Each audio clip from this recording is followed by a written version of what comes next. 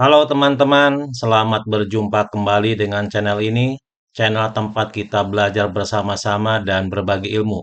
Di video kali ini kita akan membahas transformasi kuadrat sebagai solusi merubah distribusi data tidak normal menjadi distribusi normal.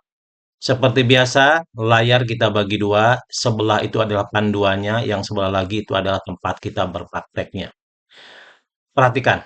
Untuk memudahkan pemahaman kita tentang transformasi kuadrat, maka pembahasan kita berkaitan dengan contoh atau langsung kita praktekkan. Kita akan melakukan transformasi kuadrat pada data nilai IPS, respondennya sebanyak 30 siswa, ini datanya. Ini respondennya ada 10, ini datanya seperti ini. Kita akan melakukan transformasi kuadrat. Yang harus dilakukan adalah satu, pahami konsep transformasi kuadrat. Yang kedua, lakukan prosedur SPSS-nya. Yang ketiga, interpretasi. Yang pertama, konsep dasar. Transformasi kuadrat merupakan salah satu metode transformasi data yang dilakukan dengan mengubah setiap nilai data menjadi kuadrat dari nilai tersebut. Dari nilai ini nih. Transformasi kuadrat umumnya dilakukan ketika hasil uji normalitas menunjukkan bahwa data memiliki skewness negatif atau menceng ke kiri, gitu ya. Di video sebelumnya kita sudah membahas transformasi logaritma yang umumnya digunakan ketika hasil uji normalitas data menunjukkan bahwa data memiliki skewness positif atau menceng ke kanan. Jadi kalau kuadratik itu menceng ke kiri atau skewness negatif. Kalau kemarin kita bahas atau di video sebelumnya kita membahas transformasi logaritma umumnya untuk skewness positif atau menceng ke kanan. Oleh karena itu, agar kalian lebih paham, kalian juga harus nonton. Ini linknya nih, link videonya ya, tonton. Selanjutnya, prosedur SPSS. Untuk melakukan transformasi data, ada 3 tahapan yang harus dilakukan. Yang pertama, lakukan uji normalitas data untuk memastikan bahwa data itu berdistribusi tidak normal. Karena transformasi data itu adalah untuk merubah data tidak normal menjadi normal. Kemudian yang kedua, lakukan transformasi kuadrat. Yang ketiga, lakukan uji normalitas kembali terhadap hasil transformasi kuadrat. Nah, sekarang kita akan melakukan uji normalitas data untuk memastikan bahwa data tersebut tidak normal. Yang ini nih kita nih. Oke, kita copy ini. Kita copy, lalu buka SPSS-nya. Ya, ini tampilan SPSS awal seperti ini. Kita silang saja. Perlu kita sampaikan bahwa SPSS yang kita pakai itu versi 27, kalian bisa menggunakan versi berapapun karena relatif sama. Ini kita klik data view, kemudian kita kopikan data yang dari Excel tadi. Oke, ini datanya sudah kita kopikan. Kemudian klik variable view, gitu ya. Kemudian kita ganti variabelnya ini adalah variabel X.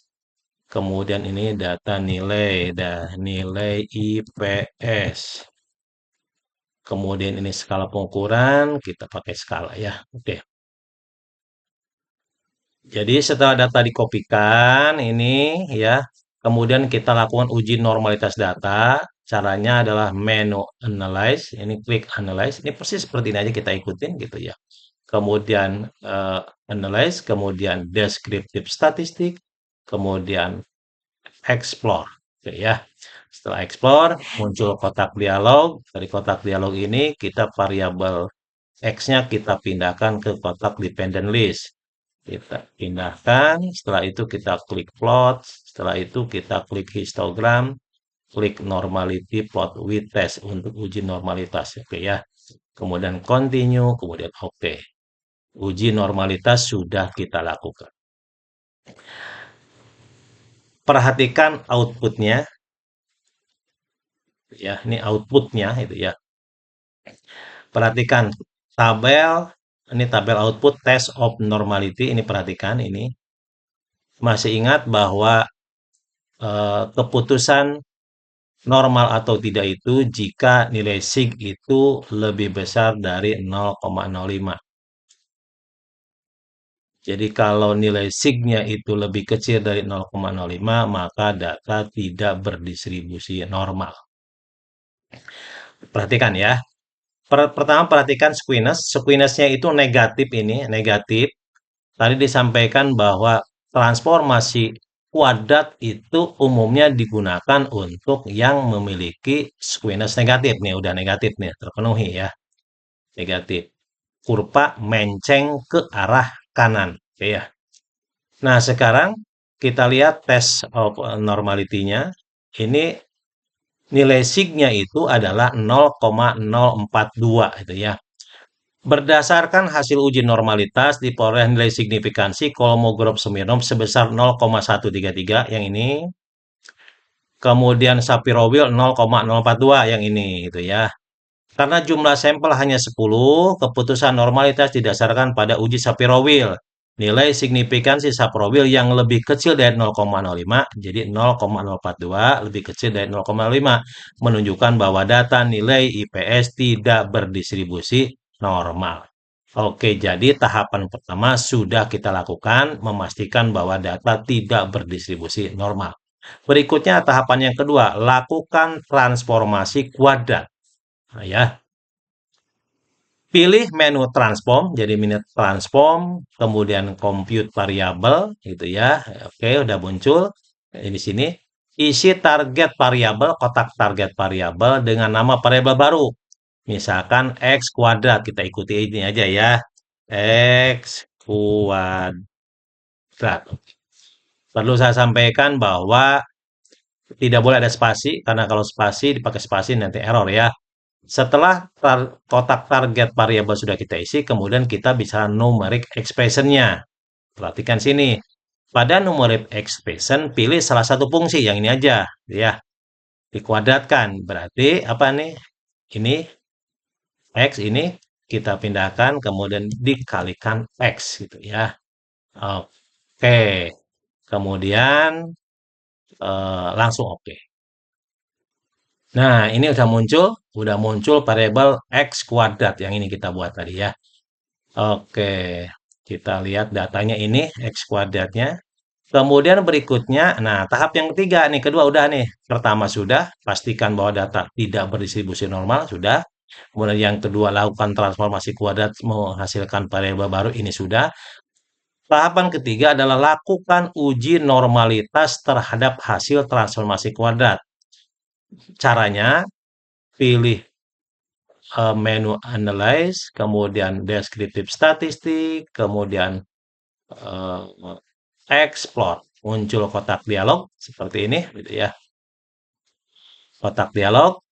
Pindahkan variabel x kuadrat, variabel baru hasil transformasi tadi. Ini kita pindahkan ke sini ke kotak dependent list.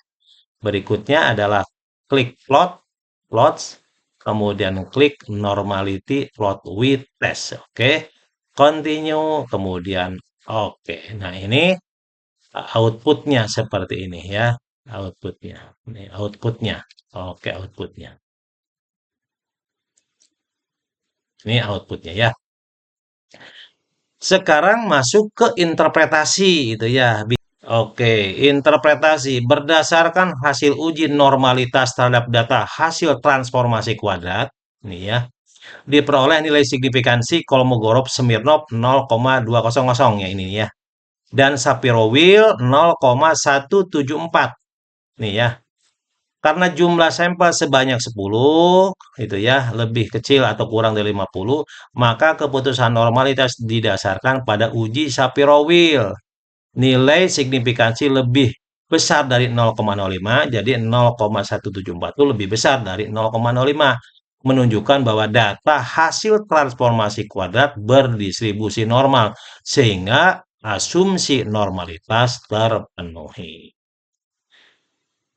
Demikian video kali ini, semoga dipahami, semoga bermanfaat. Sampai jumpa di video selanjutnya.